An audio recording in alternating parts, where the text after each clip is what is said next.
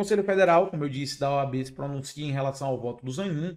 E o primeiro ponto é o voto apresentado pelo ministro Cristiano Zanin. E aqui ele traz o voto inteiro do ministro Cristiano Zanin e ele perpassa por esse voto, mas acho que o ponto mais importante, o ponto alto desse documento é da impossibilidade de manifestação da cadeira de ministro aposentado por inexistência de fato e argumento novo.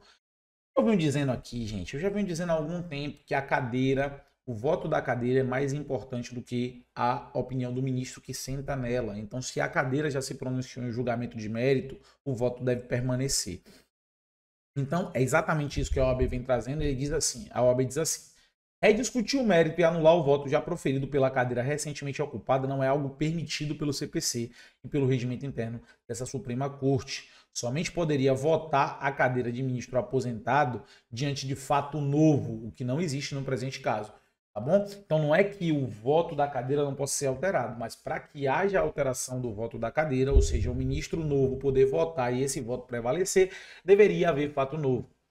E aí ela fala, nesse sentido, destacamos as razões firmadas pelo ministro Dias Toffoli no julgamento da ADI 53999, que foi acompanhado por maioria. Então, minha proposição ao fim ao cabo é que nós, já com a experiência que temos vivido, façamos um aperfeiçoamento da resolução, prevendo que no surgimento de fatos novos, a cadeira pode falar, mas que fica preservado o voto já proferido.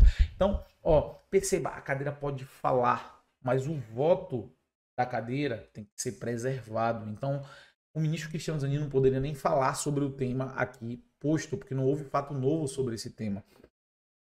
Se quer mudar o voto. Então tá bom, então vamos continuar. Importante, sobre o tema ouvimos também o ministro Lewandowski, que bem exemplificou que fato novo não poderia ser tema já debatido nos argumentos já julgados.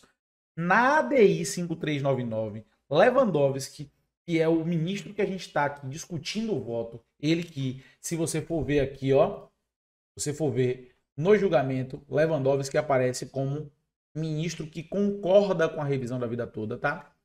Que acompanha o Marco Aurélio, que também era ministro que, à época, que concordava com a revisão da vida toda. Ele fala lá, no julgamento da ADI, quando surgiu essa controvérsia, pense aquela situação, né? Pode ou não pode mudar o voto da cadeira? Ele fala. Vejamos sua manifestação na ADI. Eu estou apenas imaginando o seguinte: o jus postulante de qualquer parte, seja no processo subjetivo, seja no processo objetivo, adquire uma feição final no momento em que se inicia o julgamento. Então, a partir daí, nada pode ser aditado à petição inicial formulada quando o juiz que posteriormente se aposenta emite um julgamento, profere um voto, ele fez com base na petição inicial, que acabou estando perfeitamente configurada no momento do início do julgamento. Exceto que podem surgir fatos novos, fatos supervenientes, fatos de natureza prejudicial que podem levar à perda do objeto da ação. Nesse caso, eu penso que o juiz que substituiu o ministro aposentado, evidentemente, poderá se pronunciar sobre esse caso, sobre esse fato superveniente, mas não mais sobre aquilo que estava na petição inicial. Essa é uma questão. Então, gente, o próprio Lewandowski, prevendo essa possibilidade lá atrás, fora do julgamento da revisão da vida toda, já coloca de maneira clara e objetiva, junto com o posicionamento de toda a Corte Suprema, ou seja, o STF como um todo, já afirmou de que é possível sim a cadeira falar, mas o voto não pode ser alterado. Então, o que o Zanin faz é alterar o voto do Lewandowski. Voto esse, que fica muito bem claro aqui, o ministro Lewandowski acompanha o relator e o relator Marco Aurélio aí votava em favor da revisão da vida toda e também sobre a não violação da cláusula da reserva do plenário. Então, isso aí está muito claro, é nítido que nem água, tá, gente? Então, é importante a gente perceber que o voto do Zanin é uma afronta direta à democracia, tá? É uma afronta direta ao regimento interno do STF, é uma afronta direta ao Código de Processo Civil.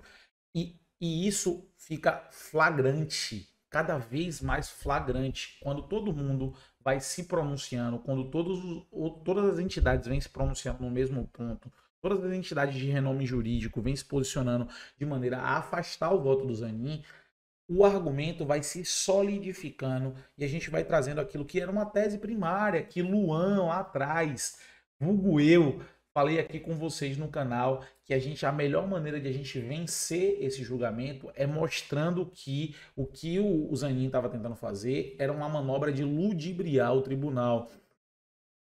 E isso tem ficado cada vez mais claro. Tá? Peço desculpa porque eu não estou muito bem de saúde, então estou dando aí umas travadas, a garganta está ruim, mas eu estou aqui com vocês devido à importância, estarei aqui com vocês nos próximos dias. A gente tem que elevar o nível da discussão, a gente está em outro patamar de discussão e a gente não pode deixar um advogado processualista que está ocupando a cadeira de ministro do Supremo Tribunal Federal atuar como se advogado fosse, atuar como se ele não tivesse responsabilidade com o regimento do STF, atuar como se ele não tivesse responsabilidade com a democracia, atuar como se ele não tivesse responsabilidade com a segurança jurídica. É exatamente isso que os Zanins têm feito. O Zanin, ele está fazendo manobras processuais para o atraso da revisão da vida toda, em um contexto que me parece cada vez mais político, porque todos os outros órgãos e entidades sérias de direito previdenciário, inclusive a própria OAB, entende que o voto do Zanin, ele extrapola por completo toda a seara jurídica, ou seja, está completamente fora da curva. Tá bom, gente? Enquanto eu tô falando, gente, eu tô vendo que vocês estão aqui, mas estou sentindo falta do comentário de vocês. Vocês não têm dúvida sobre a revisão da vida toda? Assim, maratonaram a playlist aí do canal de revisão da vida toda, que tá sem dúvida nenhuma, é isso mesmo. Tem dúvida de nada. Então, vocês não têm dúvida de nada, eu vou seguir aqui, mas tô acompanhando que o número tá aumentando e tô gostando de ver que tá aumentando o número, mas eu tô sentindo falta da interação de vocês. Mas vamos lá. Agora vejamos o recurso extraordinário do INSS, tá? Ele diz aí, ó, a existência do requisito de repercussão social nos recursos extraordinários interpostos pelo INSS, uma vez que essa autarquia, a entidade que na ordem social brasileira tem a finalidade específica de prestar previdência pública, finalidade esta que será extremamente prejudicada se deferida a pretensão deduzida em demandas como a dos presentes autos. Demonstrada, portanto, a repercussão geral, merece ser admitido o presente recurso extraordinário, remetendo-se aos autos do Supremo Tribunal Federal para conhecimento e julgamento da matéria constitucional em discussão. Ele fala assim, ó, preliminarmente dá ofensa à cláusula da reserva do plenário. Então, lá no primeiro julgamento já se levantou esse tema, então não tem fato novo, tá? Aí ele fala aqui, o acórdão recorrido, corte deu provimento ao recurso especial do segurado, fixando a seguinte tese. Aplica-se a regra definitiva prevista no artigo 29, 1 e 2, Lei 8.203, na apuração do salário de benefício, quando mais favorável do que a regra de transição contida no artigo 3 da Lei 9.876, aos segurados que ingressam no regime geral de previdência social até o dia anterior da publicação. Além de constar na petição de RE, o argumento foi também definido na sustentação oral do INSS, quando do plenário presencial e virtual, ambos julgamentos com a participação do Lewandowski. Então, esse tema, que é o tema da cláusula da reserva do plenário, ele foi discutido desde o primeiro momento. Então, não tem fato novo sobre isso. Se não tem fato novo sobre isso, o Zanin sequer poderia falar sobre isso, tá, gente? Quanto mais mudar o voto da cadeira. Sequer ele poderia comentar sobre isso, tá bom, gente? Então, vamos lá. Assim, não há fato novo ou superveniente que permita a votação do ministro Zanin quanto ao suposto desrespeito à reserva do plenário. Cogitar a eventual anulação do julgamento 999 do STJ após a decisão por maioria com votação em plenário virtual e presencial se revela notório desrespeitoso às decisões jurídicas, às decisões colegiadas, além de subverter os comandos constitucionais de segurança jurídica e do juiz natural.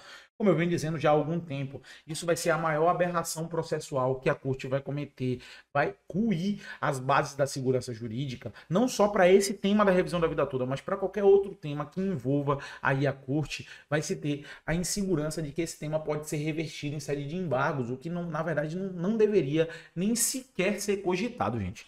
Isso aí não deveria nem sequer ser cogitado. Do ponto de vista processual, a gente já deveria estar falando na discussão de desatravancar os processos, de os processos darem continuidade, de serem feitos os pagamentos das revisões efetivadas dali por diante, e está se discutindo se caberia ou não pagamento retroativo. Mas aí a decisão entrou por uma seara que é extremamente política, de atraso, que inclusive nosso parceiro do canal tem uma visão muito mais enfática, muito mais política em relação a isso, e traz um conteúdo, inclusive, de maneira a vocês entenderem que realmente não existe nenhuma perspectiva do ponto de vista prático, sistemático e jurídico que faça a gente entender porque a revisão da vida toda está onde está. Tá bom, gente? Então vamos lá. Dos votos apresentados pelo ministro Ricardo Lewandowski. O ministro Cristiano Zanin, em seu voto naquilo que concerne a eventual violação da cláusula da reserva do plenário pelo STJ, interpreta que o ministro Lewandowski não se manifestou sobre o ponto in verbis, consoante alegado nos aclaratórios, verifica que no acordo embargado de um lado, 5 ministros manifestaram-se pela existência da violação do artigo 97 da Constituição da República, que foram Luiz Roberto Barroso, Nunes Marques, Dias Toffoli, Gilmar Mendes e Fux. Essa galerinha aqui, ó, Dias Toffoli, Barroso, Mendes e Fux e Nunes Marques, tá? Então, foram eles que votaram, os 5 que votaram contra a reserva do plenário, tá? De outro lado, 5 ministros e ministras manifestaram-se pela inexistência da violação do artigo 97, Marco Aurélio, ministro Alexandre de Moraes, ministro Edson Fachin, Carmen Lúcia e Rosa Weber. Por fim, destaco que meu antecessor, o eminente ministro Lewandowski, não se manifestou sobre esse ponto. É mentira, gente. Por quê, ó? Tá vendo aqui? Tanto Fachin, quanto Carmen Lúcia, quanto Rosa Weber, quanto Alexandre de Moraes acompanharam o relator Marco Aurélio. O Lewandowski também acompanhou o Marco Aurélio. Se ele acompanhou o Marco Aurélio, gente, ele também votou igualzinho a essa galera aqui, ó. Marco Aurélio, Alexandre de Moraes, Fachin, Carmen Lúcia e Rosa Weber. Isso aqui, quando ele bota em negrita aqui, isso aqui é o ponto de ludibriar, isso aqui é o ponto de enganar, isso aqui é o ponto de trazer aspectos processuais que dão confusão, que atrasam o contexto jurídico. É isso que ele fez. Nesse contexto, entendo necessário suprir a omissão quando a alegação de nulidade do acordo extraordinariamente recorrido. Não tem omissão, gente. Não existiu qualquer omissão. Não existiu. A OAB vai deixar claro isso aqui, ó. Contudo, é incorreta a tese sustentada pela autarquia embargante e acolhida pelo ministro Zanin, tendo em vista que o ministro Lewandowski acompanhou na íntegra todos os votos apresentados pelos relatores no tema 1102. Ou seja, Marco Aurélio se pronunciou sobre a cláusula de reserva do plenário. Vamos ver o relatório aqui do voto do ministro Marco Aurélio? Então, vamos procurar aqui, ó. Reserva. Ó, no recurso extraordinário interposto contra a alegada base alínea A, no inciso 3, artigo 102 da Constituição Federal, diz inobservados os artigos 2º e 5º, cabeça 97 e 195, parágrafos 4º e 5º da Lei Maior e 201 da Lei Maior, na emenda 103, sublinha desrespeitada a cláusula da reserva do plenário, artigo 97, no que afastada pelo Superior Tribunal de Justiça mediante órgão fracionário, aplicação do artigo 3º. Aponta contrariado o princípio da isonomia, frisando a existência de regra única disciplinar do cálculo salário de benefício de todos os segurados, sendo computados apenas as contribuições a contar de julho de 94. Afirma desconsiderando o equilíbrio financeiro e autorial do regime geral de previdência social. Então perceba, ó, no relatório, o Marco Aurélio falou sobre a reserva do plenário. Vamos ver o voto dele. Vamos ver o voto dele, né? Então, ó, eu vou dar de novo aqui, ó. Reserva. Vou falar aqui. Plenário. Tá mais fácil, ó.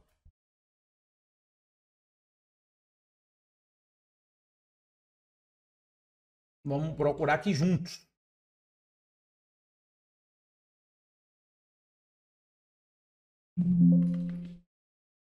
Ó.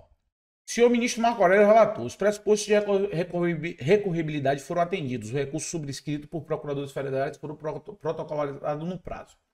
No tocante ao pré-questionamento, a questão foi suficientemente abordada na origem. O Instituto pressupõe debate de decisão prévios, temas constantes às razões do recurso, independente de dimensão dos dispositivos. De início, quanto à evocação do artigo 97, ó, cláusula da reserva do plenário, da lei maior, a direcionar a atuação do tribunal pleno ou do órgão especial, ele faça às vezes, o colegiado de origem não incorreu em um erro de procedimento, limitou-se a apreciar controvérsia à luz da legislação de regência. Descabe confundir a simples interpretação da norma à luz do caso concreto com a declaração de constitucionalidade. Ou seja, ele está afastando por completo o artigo 97, a cláusula da reserva do plenário. E se Lewandowski acompanha o relator, ele também está afastando. Não há que se falar em omissão. Então, não foi omisso. Não houve omissão. Necessários, aí a OAB volta, ó, necessário faz observar o voto apresentado em plenário virtual, tá? Pelo ministro Marco Aurélio, o relator do processo, que se manifestou expressamente sobre a ausência de desrespeito à cláusula da reserva do plenário. Ó, de início, o trecho que eu coloquei, eu mato a cobra e mostro o pau. Eu vou lá no voto, não vou no documento da OAB, fui lá no voto lhe mostrar. De início, quanto à evocação do artigo 97 da Lei Maior, a direcionar a atuação do tribunal pleno ou do órgão especial que ele faça às vezes, o colegiado de origem não incorreu em um erro de procedimento. Limitou-se a apreciar a controvérsia à luz da legislação de regência, descabe confundir simples interpretação da norma à luz do caso concreto com declaração de inconstitucionalidade. Eu acabei de mostrar esse trecho para vocês no voto, lá no voto. Então, não há que se falar em inconstitucionalidade, declaração de inconstitucionalidade que permita a utilização do artigo 97 para dizer que a Corte Cidadã, o STJ, incorreu em erro de procedimento quando não convocou o Tribunal Pleno. Não há que se falar nisso, tá bom? Vamos ver aqui a dúvida de Luiz Lopes. Em se afastando a intromissão de Zanin no mérito, é claro que tudo terminará bem, talvez nem havendo embargo de declaração. Meu caro, eu acho que sua colocação ela é pertinente quando a gente fala do reconhecimento do mérito, tá? Mas o embargo de declaração, para mim, ele vai ocorrer para a modulação dos efeitos, em que pese haja a discussão de que não tenha como haver modulação dos efeitos, porque a modulação dos efeitos é só em caso de inconstitucionalidade. A gente sabe que a Corte Suprema, o STF, já vem fazendo modulações de efeitos em situações de interpretação legislativa ou até mesmo adequação legislativa. Então, relacionado ao retroativo, eu acho que a gente vai ter sim alguma discussão em sede de embargo de declaração. Mas a gente precisa primeiro ganhar, né? É como eu costumo dizer nos vídeos, quem assiste aí, quem acompanha os vídeos do INSS Explicado já sabe disso, é melhor a gente ter um pássaro na mão do que dois voando. Retroativo não é o assunto. Primeiro a gente tem que afastar a intromissão do Zanin, como você bem colocou. Uma vez que a intromissão do Zanin for afastada, a revisão da vida toda tá ganha para o aposentado e pensionista. A gente tem que discutir é só se a gente vai ganhar mais ou menos, se a gente vai ganhar o justo ou se a gente vai ter aí algum ponto de injustiça. Mas mais importante agora é ganhar. Vamos ser céticos. A intromissão do Zanin atrasou muito e abriu uma brecha para a gente aí não comemorar essa vitória, que é uma vitória que já deveria ter sido saboreada há muito tempo. A gente já ganhou 3 vezes, tá? A gente está indo para a 4ª vez agora. Então, é importante a gente ter clareza que a gente vai ganhar, e uma vez tendo clareza de que a gente vai ganhar, a gente se colocar aí num cenário de discutir qual é a melhor forma de ganhar, né? A gente sempre 1-0 é vitória, mas é óbvio que 3-0, 4-0 sempre deixa um gostinho melhor. E o que é que eu quero dizer com essa colocação?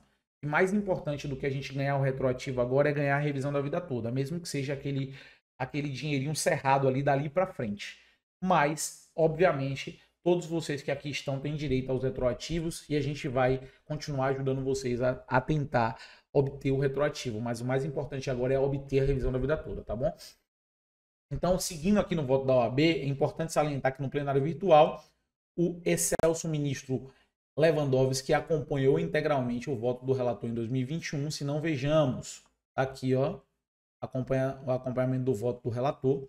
Como se disso, devolvido o pedido de vista feito pelo ministro Alexandre de Moraes, após todos os ministros terem votado, o ministro Nunes Marques pediu destaque, retornando o julgamento no plenário em 30/11 e finalizando em 1/12, sendo fixado após conclusão de julgamento a seguinte tese.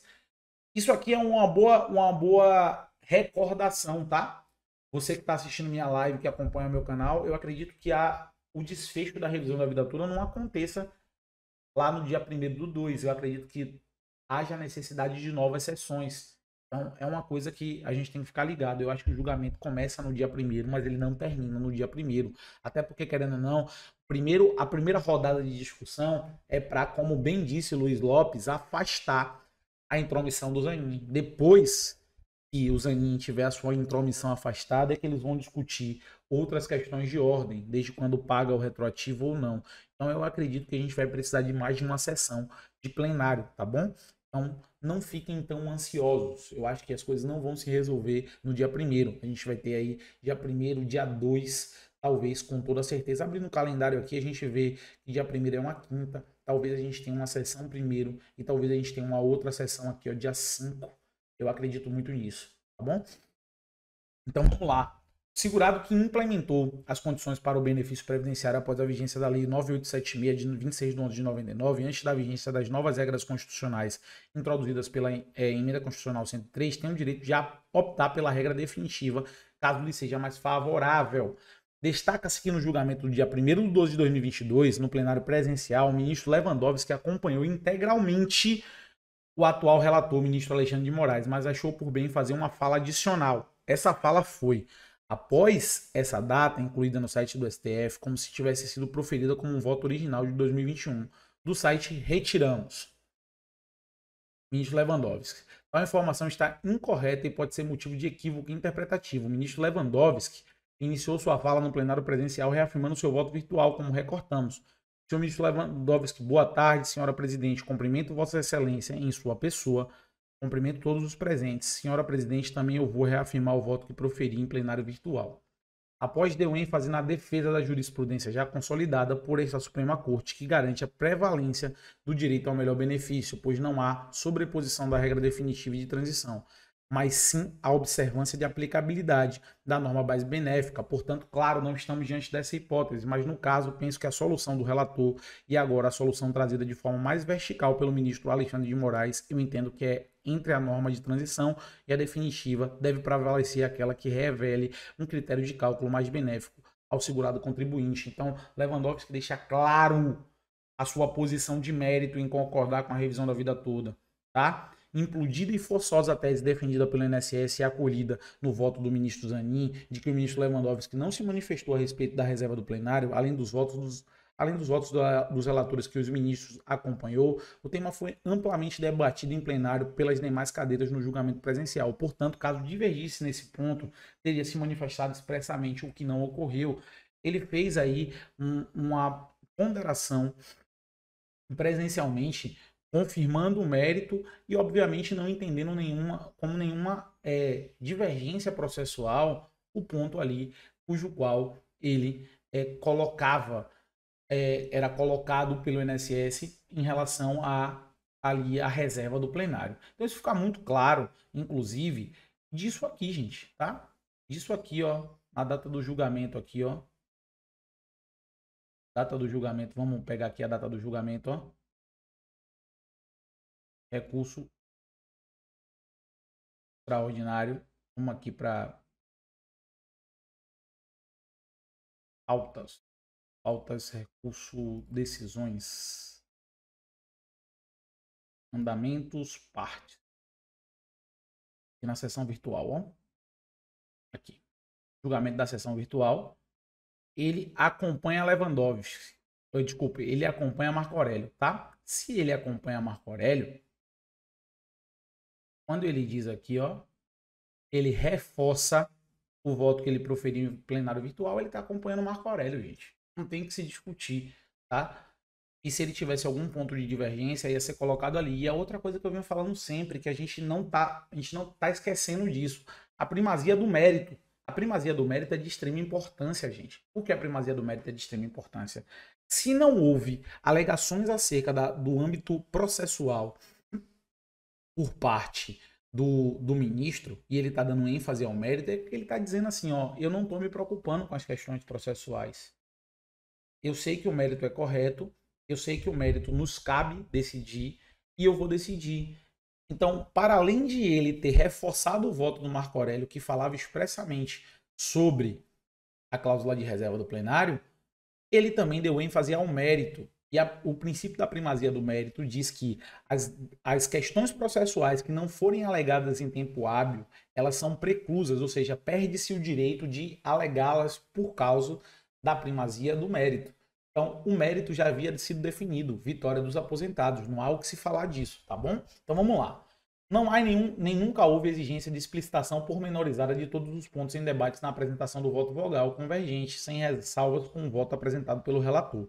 Tanto o STF como o STJ entendem que não se verifica a contradição, omissão, obscuridade no acordo por força de comparação entre votos vogais, não admite que eventual obscuridade, contradição, omissão em voto vogal seja passível de reparo por meio de embargo de declaração, que eu acabei de falar aqui, ó, primazia do mérito. Já houve o voto, obscuridade, contradições e omissões que ficaram para trás não podem ser ali reparadas, se não foram alegadas, obviamente, em sede de embargo de declaração. Nesse sentido, o ministro Sepúlveda pertence ao Tribunal Pleno, julgado de 6 de 10 de 2005, diz aí claramente esses pontos aqui, né? De qualquer forma, Lewandowski foi enfático em ambas as vezes em ressaltar que seu entendimento era de aplicação de regra de transição e regra nova, ambos institutos comuns no direito previdenciário, ou seja, eles coexistem.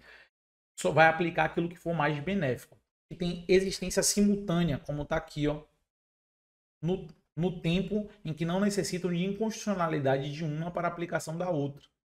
Antes, o até aqui exposto permitiu o voto do ministro Cristiano Zanin é violar o regimento interno da Casa.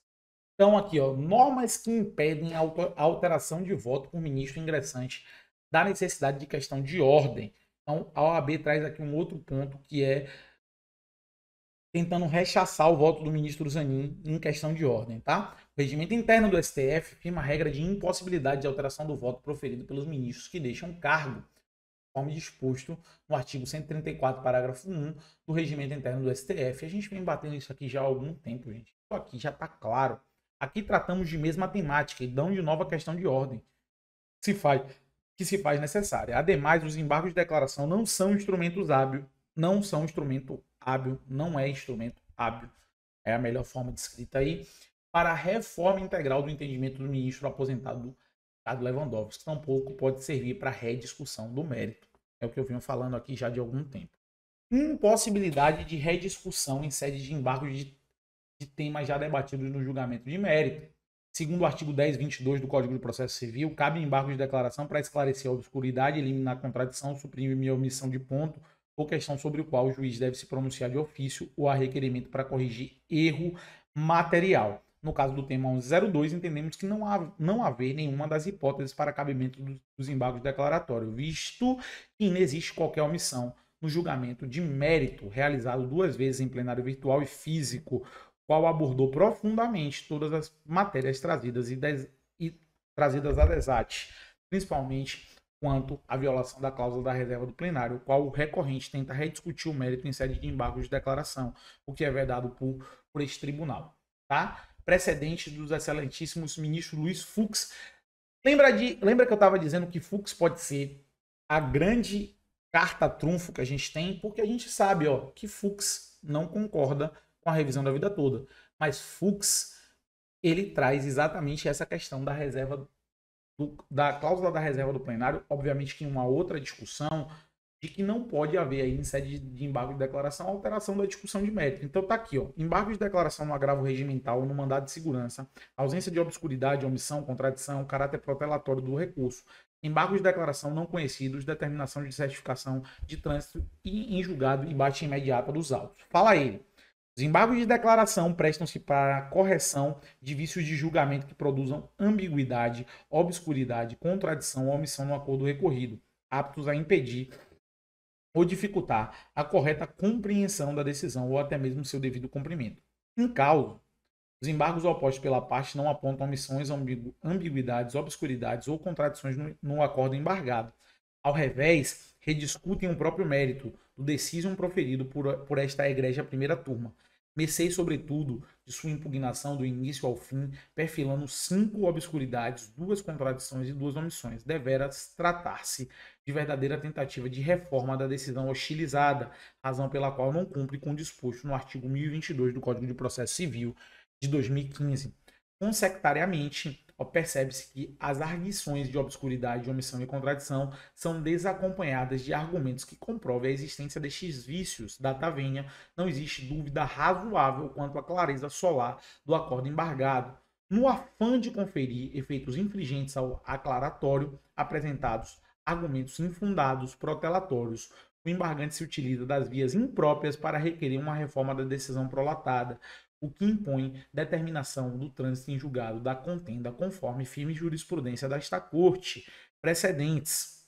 embargos de declaração não conhecidos, determinação de certificação do trânsito em julgado com a consequente baixa imediata dos autos independente da publicação do acordo. Ministro Luiz Fux, data do julgamento 11/5/2020, primeira turma, na data de publicação do DJE. Perceba, Fux tem uma posição clara em relação à alteração do mérito de embargo de declaração e traz isso de maneira muito clara. E o próprio André Mendonça, que também é voto, que a gente sabe que seria contrário à revisão da vida toda e não foi votado, também traz esse ponto. Então, esse documento da OAB, ele traz de maneira muito clara e categórica aí os ministros se posicionando em relação à posição do embargo de declaração e trazendo posições claras em relação a essa questão da omissão e da obscuridade, que não houve no caso específico. Então, esses ministros, eles podem despontar como ministros que podem nos surpreender, que em que pese eles não tenham posicionamentos favoráveis à revisão da vida toda, são ministros que prezam pelo correto andamento processual e não pelo processo de ludibriação, a utilização das ferramentas processuais para ludibriar, que é o que Zanin fez, atuando como advogado do INSS, não como ministro do STF. Utilizou ferramentas processuais para atrasar e gerar um abarrotamento, abauleamento do processo, ou seja, uma embolação no processo, tá bom? Vamos aqui ao chat. Ministro Moraes pode derrubar sozinho o voto do Zanin ou para derrubar tem que haver votação? Não, o ministro Alexandre de Moraes não pode derrubar o voto de ninguém sozinho, tá? Existe a necessidade aí de as pessoas que utilizaram aí da perspectiva de votar em consenso com o Zanin, perceba que o voto está em contrário ao regimento. É possível o ministro Alexandre de Moraes levantar a tese de que o Cristiano Zanin não pode votar, não, pelo menos não dessa forma, votando em nome da cadeira. E aí existe a necessidade de haver a concordância dos outros ministros aí sobre essa atuação equivocada do ministro Cristiano Zanin. Mas não é possível um ministro só vetar o voto do outro ministro, tá? E eles estão em mesmo pé de hierarquia, apesar de um ser relator, a relatoria não significa que há um nível hierárquico maior. Então ele não pode sozinho fazer isso, mas ele sim pode levantar uma questão de ordem em julgamento e essa questão de ordem ser votada ali pelos outros ministros com toda certeza. Eu acredito que isso, inclusive, pode acontecer. Mas, via de regra, a liturgia, né, ali o procedimento seria o procedimento de convencimento, né, de discussões e convencimentos, porque isso gera realmente uma dificuldade, porque, querendo ou não, eles são ministros, são colegas de trabalho. É muito complicado você chegar para o seu colega de trabalho e dizer assim, ó, você está errado, vamos votar aqui para dizer que você está errado. Em último caso, isso pode acontecer, mas, via de regra, é um processo de convencimento e certamente o relator vai trazer esses pontos que está sendo colocado aqui para poder dizer, ó, esse julgamento não pode ter o voto do Zanin nesse sentido, porque o voto do Zanin nesse sentido é um voto de alteração do voto de cadeira e a gente, enquanto corte, já sedimentou isso. Então, ministros como André Mendonça e Fux, que são processualistas muito atentos e antenados, podem sim enxergar esse voto do Zanin como um voto complexo no sentido de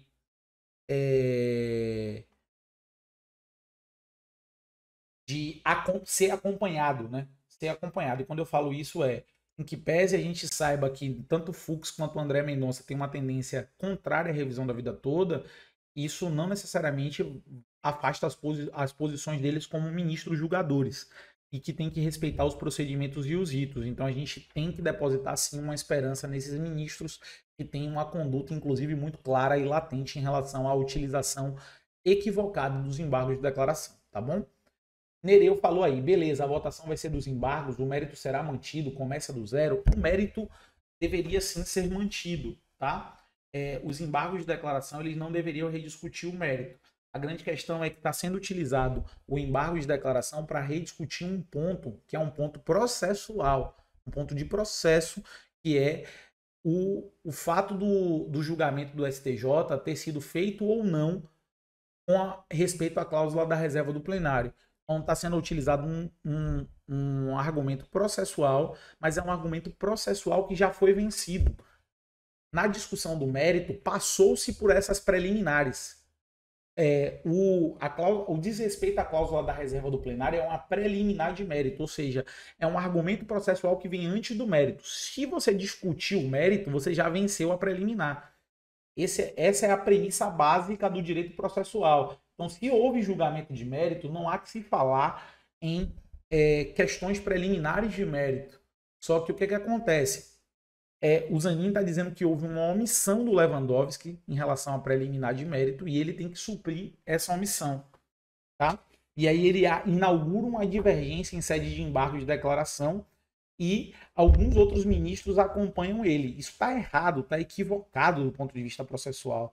Até porque a preliminar de mérito que não foi atacada no mérito, ela preclui. E se ela preclui, não pode mais ser rediscutida, tá bom?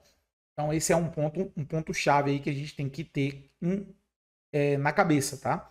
Então vamos lá, seguindo do ponto de vista mais prático da coisa e pragmático, você percebe que o André Mendonça também tem esse mesmo posicionamento e o Gilmar Mendes também tem esse mesmo posicionamento. Então perceba, nos votos que ficariam aí pendentes em relação ao desembargo de declaração, antes do ponto-chave, né? Seria ali o acompanhamento das divergências. Faltava o voto também aí do Gilmar Mendes, faltava o voto do Mendonça e faltava o voto do Fux. Então, esses três caras também têm posicionamentos claros em relação à rediscussão do julgado em sede de embargo de declaração, que é exatamente o que está acontecendo, tá bom? Então, você vê aí jurisprudências. Então, por se tratar de questão expressa e exaurida no debate em julgamento de mérito pelo plenário virtual e presencial, não há omissão no caso concreto. Ao contrário, temos, assim, a consumação da preclusão. Olha como eu estou colocando para vocês. Eu acabei de falar da preclusão, eu estou lendo com vocês aqui. É a primeira vez que eu estou lendo isso aqui com vocês. Tá? Eu só li os tópicos principais. Mas olha como a OAB trouxe a preclusão, não podendo, portanto, ser objeto de rediscussão do mérito. Tá?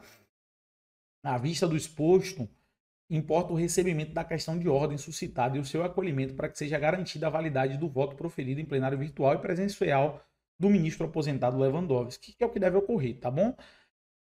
Para além disso, aí a gente vai para o ponto que o Zanin está errado de fato, até no mérito da coisa, né?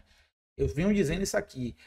O que ele fez está errado, mas ele poderia estar certo nos argumentos, mas nem nisso ele está. Tá? Ele está errado em ter suscitado, porque não poderia ter feito isso em embargo de declaração, e os fundamentos dele também estão errados, porque não houve declaração de inconstitucionalidade. Então, se não houve declaração de inconstitucionalidade, por óbvio, não houve aí desrespeito à cláusula da reserva do plenário. Então, a OAB diz, é necessário salientar que uma das razões definidas pela autarquia previdenciária e acolhida pelo ministro Zanin é a hipotética declaração de inconstitucionalidade do STJ, sem suscitar incidente de inconstitucionalidade.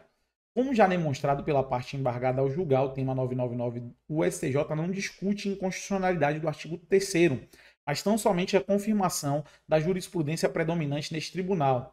Tá? E o que a gente vem discutindo aqui, vai ter aqui o julgado, o Pereira e Caixa de Fósforo, mas o que a gente tem que colocar aqui é esse ponto 3. A norma transitória deve ser revista em seu caráter protetivo. O propósito do artigo 3º da Lei 9876 e seus parágrafos foi estabelecer regra de transição que garantissem que os segurados não fossem atingidos de forma abrupta por normas mais rígidas dos cálculos dos benefícios. Então, o que se buscava ali era ter uma norma que fosse mais benéfica com aquele novo ordenamento. Mas se ela não fosse mais benéfica, era possível usar a norma mais antiga. Não existia nenhum caráter proibitivo de usar a norma mais antiga. Então tá aqui, ó. A concessão do benefício previdenciário deve ser regida pela regra de prevalência da condição mais vantajosa ou benéfica ao segurado, nos termos de orientação do STF e do STJ. Assim, é direito do segurado o recebimento de prestação previdenciária mais vantajosa dentre aquelas cujos requisitos cumpre, assegurando consequente a prevalência do critério de cálculo que lhe proporcione a maior renda mensal possível a partir dos históricos de suas contribuições. Desse modo, impõe-se reconhecer a possibilidade de aplicação da regra definitiva prevista no artigo 29, incisos 1º e 2º, na apuração do salário de benefício, quando se relevar mais favorável do que a regra de transição. Então, não há inconstitucionalidade. As normas coexistem, elas estão juntas. Aplica-se aquela que for mais vantajosa. Então, nunca houve declaração de inconstitucionalidade. Se nunca houve declaração de inconstitucionalidade, nunca houve desrespeito à cláusula da reserva do plenário. É isso que é mais importante de se colocar, porque até mesmo se você levar o fundamento do Zanin, vamos discutir, ó, vamos fingir que o Zanin pode falar. Ele nem pode falar, beleza? Então, vamos fingir que ele pode falar. Aí vamos fingir também que, além de ele falar, ele pode votar, porque houve uma omissão do Lewandowski. E não houve a omissão do Lewandowski, tá? Então, ele já tá errando 2 vezes. Mas vamos fingir que ele pode falar e votar. Ele ainda votou errado, porque não houve em nenhum momento declaração de inconstitucionalidade. E se não houve declaração de inconstitucionalidade, só houve a firmar a interpretação de que as normas podem coexistir, ou seja, elas podem existir juntas, tanto a regra de transição quanto a regra definitiva. Não houve declaração de nenhuma parte da legislação como inconstitucional. Tá? Se não houve declaração de inconstitucionalidade, não houve incidente de inconstitucionalidade. Se não houve incidente de inconstitucionalidade, não houve violação à cláusula da reserva do plenário. Então, o Zanin está errando pela 3ª vez. Ele erra quando ele abre a boca, porque ele não podia nem abrir a boca. Já começa aí, porque não houve nenhum fato novo. Aí ele abre a boca, beleza. Ele abre a boca para dizer que houve omissão e que não houve omissão. E aí, quando ele abre a boca e diz que ele vota em nome da cadeira que já se pronunciou acerca do tema, ele está errando pela 2ª vez. E aí, quando ele vai falar sobre dar o voto dele sobre aquilo, ele ainda dá o voto dele errado. Entendeu? Do ponto de vista do arcabouço processual, da análise de ou não de inconstitucionalidade, ele se equivoca novamente. Então, ele está errando 3 vezes. Olá, ao julgar o tema 99, o STJ manifestou-se apenas acerca da matéria infralegal, ou seja, no que tange ao direito do segurado de optar pela aplicação da regra permanente ou regra transitória, regra de transição. Isso aqui tá errado, tá, gente? Não é infralegal. Máxima vênia OAB seria infraconstitucional, tá bom?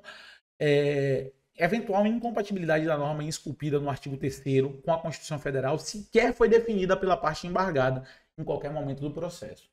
Então, é basicamente isso. Além disso, a OAB traz da não ocorrência da ofensa da reserva do plenário. Esse assunto não poderia mais ser discutido por meio de embargo de declaração, pois já foi decidido pelo colegiado no plenário. Todavia, reiteramos a não ocorrência da ofensa do artigo 97.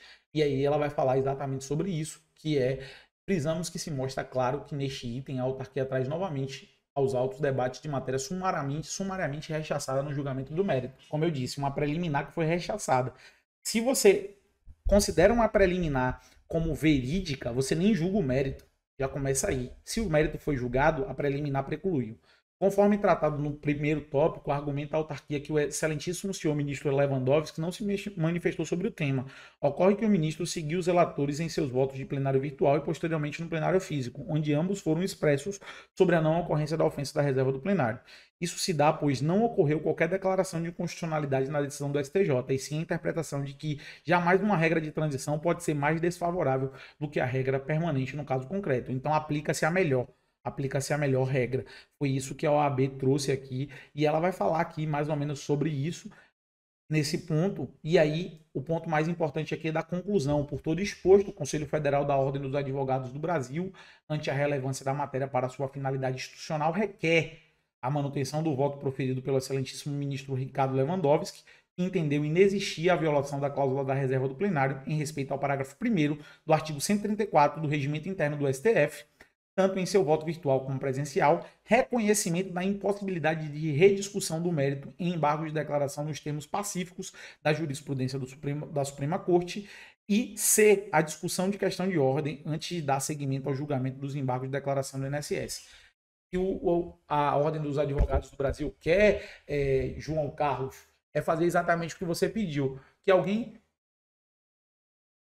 Desculpa pelo espirro, gente. Estou bem mal de saúde, mas estou aqui com você. Mas o que a OAB quer é que seja suscitada a questão de ordem por algum dos ministros que lá estão presentes, e o que mais seria aí argumentos e mais teria respaldo para fazer isso seria o Alexandre de Moraes, que é o relator da causa, ele levantar a questão de ordem para discutir sobre a possibilidade ou não do Zanin votar, né, de haver essa rediscussão, inclusive em sede de embargo de declaração, ser ali avaliado se o voto do Zanin é ou não rediscussão de mérito, entendeu? Então, basicamente foi isso que a OAB trouxe no dia 26 de janeiro, um excelente posicionamento sobre isso, e eu volto a dizer, é extremamente necessário esse tipo de coisa, que as entidades de representação se coloquem nesse tema para que a gente ganhe força, e isso deve ser a vocês.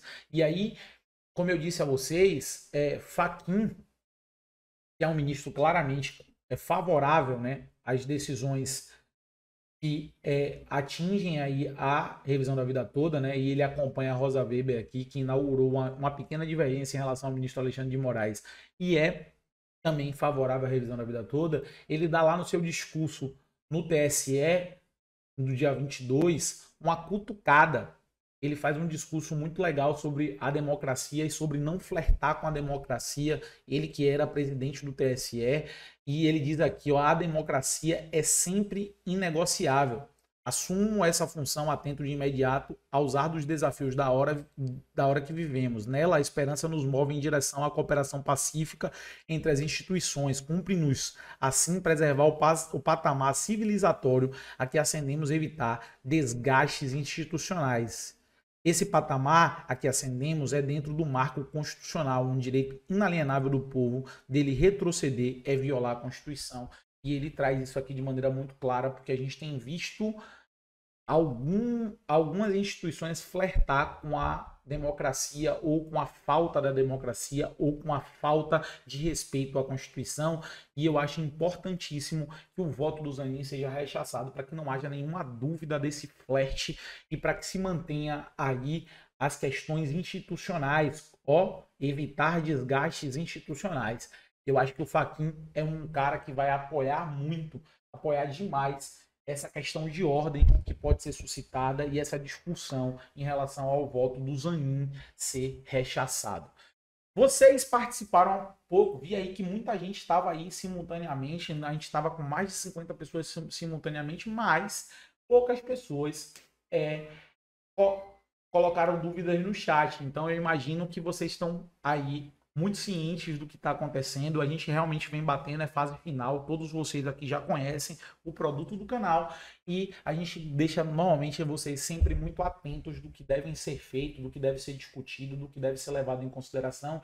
Então é natural, às vezes, vocês não terem essas dúvidas. Mas qualquer dúvida vocês podem deixar nos comentários desse vídeo, e a gente pode voltar numa live mais tarde só no Tira Dúvidas. Então, se vocês aí que vão assistir a live a posteriori tiver dúvidas, a gente pode pegar essa live nos comentários dela, deixar fixado nos comentários dela, para a gente fazer aí a resposta desses comentários na próxima live. Mas a gente vai ficando por aqui. É sempre um prazer estar com vocês. Meu nome é Luan, a gente está no INSS Explicado, trazendo o dia a dia de vocês aí, dos aposentados, dos pensionistas, direitos e deveres também dos aposentados e pensionistas, ensinando vocês a extrair o máximo daquilo que vocês podem obter. Então, fica combinado assim, essa live fica como uma instrução para vocês em relação ao que a OAB trouxe e o que pode acontecer no julgamento, né, no dia 1º/2, mas se vocês tiverem qualquer dúvida sobre o tema, coloca aí nos comentários que a gente vai, de antemão, responder isso em live, talvez mais tarde, 20 horas aí, né, quem sabe a gente deixa uma live aqui para 20 horas, só trazer aí esclarecimentos e dúvidas que vocês acabaram não colocando tanto.